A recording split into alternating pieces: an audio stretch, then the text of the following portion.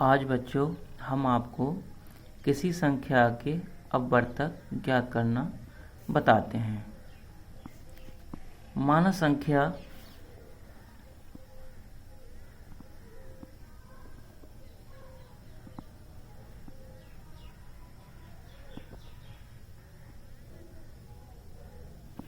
और उसके अपवर्तक।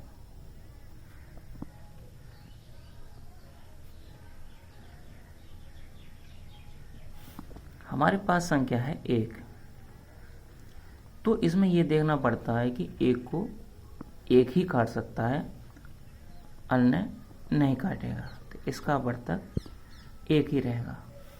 संख्या है हमारे पास में 2, 2 को 1 काटेगा और 2 काटेगा, क्योंकि 1 प्रत्येक संख्या की अपवर्तक संख्या होती है। इसी प्रकार से संख्या ले ली हमने 3, 3 को 1 तो काटेगी ही और इसको स्वयं की संख्या यानी जो 3 है वो भी काटेगी, इसलिए 3 के 2 अपवर्तक होंगे 1 और 3।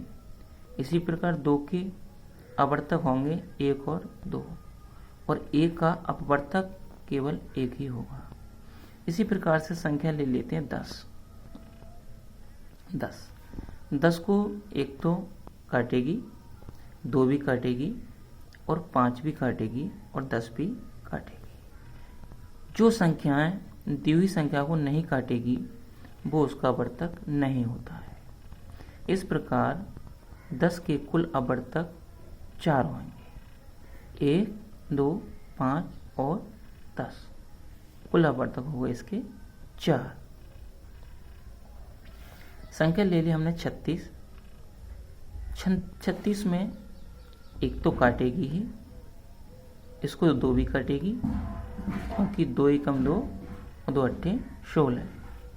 इसको 3 भी काटेगी, क्योंकि 3 एकम 3 और 3 दूनी 6। इसको 4 भी काटेगी, क्योंकि 4 के पहाड़े में 36 आता है, 4 ने 36। इसको 5 नहीं काटेगी, 6 काटेगी, 6 छंग 36।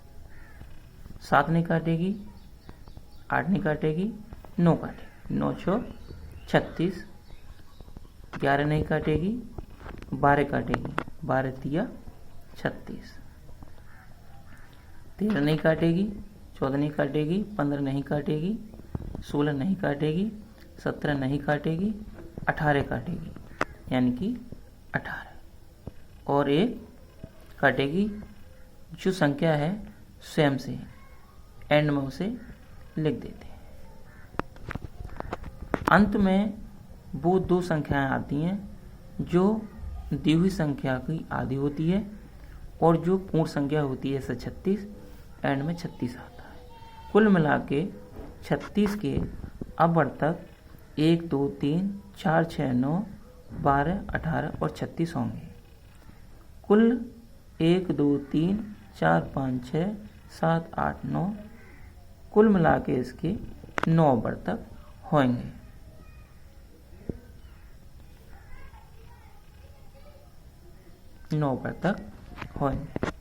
इसी प्रकार से कोई संख्या हम बड़े ले लेते हैं, जैसे 216।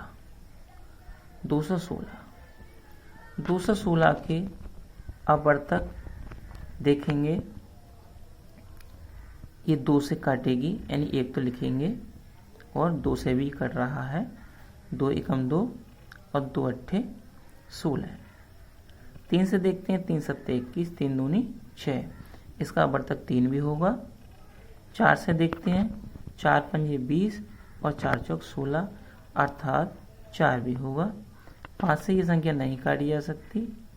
ये संख्या 6 से देखते हैं, 6 तिया 18 और बचा 3, हो गए 36, 6 छंग 36, इसका अगला अपवर्तक 6 होगा। 7 से देखते हैं, 7 से ये नहीं काटा जा सकता, क्योंकि हमने आपको बताया है इस संख्या के सम गुणनखंड भी हो सकते हैं और विषम गुणनखंड भी हो सकते हैं। तो इसी प्रकार अगला नंबर 7 है, 7 या 21 और 6 जो बचता है वो 7 से नहीं कटेगा, इसलिए 7 को छोड़ देंगे। 8 देखते हैं, 8 दूनी 16 और यहाँ पे कितना बचा, 5 बचा, क्योंकि 21 में के 16 गया, 5 बचे, 5 और आगे 6 है, हो गए 56। तो 8 दूनी 16 और 8 सत्ते 56, अर्थात इसको 8 काटेगी। 9 देखते हैं, 9 दूनी 18, बचे 3 और 9 चौक 36, अर्थात 9 दूनी 18 और यहाँ पे 3 बचे आते हैं 21 में, तो 36 हो गए, 9 चौक 36। इसका अगला गुणनखंड बना, इसका अगला आवर्तक बना 9। इसके बाद में 10 देखते हैं, 10 से ये डिवाइड नहीं होगी। 11 देखते हैं, 11 से भी ये नहीं होगी। 12 देखते हैं, 12 एकम 12, यहाँ बच के 11, 12 एकम 12, तो कितना बचा यहाँ पे, 9, 96, 12 अट्ठे 96, 12 अट्ठे 96, तो 12 एकम 12, 12 एकम 12, कितने बचे यहाँ पे, 9, हो गए 96, 12 अट्ठे 96, अर्थात ये संख्या 12 से भी डिवाइड होगी। ये इसका अगला आवर्तक है। देखते हैं 13। इसी प्रकार से जो आवर्तक आएंगे कटने के बाद आते हैं। ये हमारा आवर्तक निकालने का तरीका है। दूसरी विधि से यह है वृक्ष विधि। वृक्ष विधि से गुणनखंड